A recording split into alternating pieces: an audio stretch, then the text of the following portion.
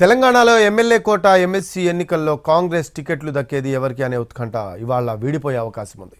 రేపటితో నామినేషన్ల దాఖలకు గడువు ముగియనుంది. దీంతో అభ్యర్థుల ఎంపికపై కాంగ్రెస్ హైకమాండ్ తీవ్ర కసరత్తు చేస్తూ ఉంది.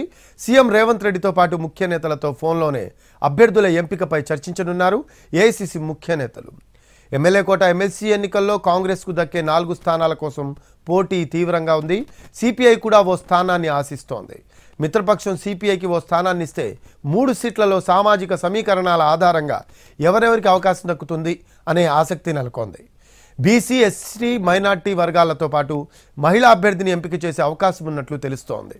ఈసారి అగ్రకులాల నేతలను కాంగ్రెస్ హైకమాండ్ పరిగణలోకి తీసుకోవట్లేదని తెలుస్తోంది. కాంగ్రెస్లో ఆశావాహులు భారీ సంఖ్యలో ఉన్నారు.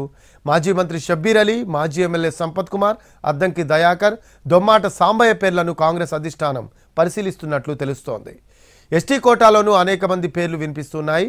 గత అసెంబ్లీ ఎన్నికల్లో వైరా టికెట్ ఆశించిన విజయబాయి, అలాగే సిట్టింగ్ ఎమ్మెల్యేగా ఉండి ఎన్నికలకు ముందు పార్టీలో చేరిన రేఖా నాయక్, బెల్లయ్య నాయక్ ఎమ్మెల్సీ టికెట్పై ఆశలు పెట్టుకున్నారు. బీసీ సామాజిక వర్గాల్లో నేతల్లో వి హనుమంతరావు టికెట్ ఆశిస్తూ ఉన్నారు.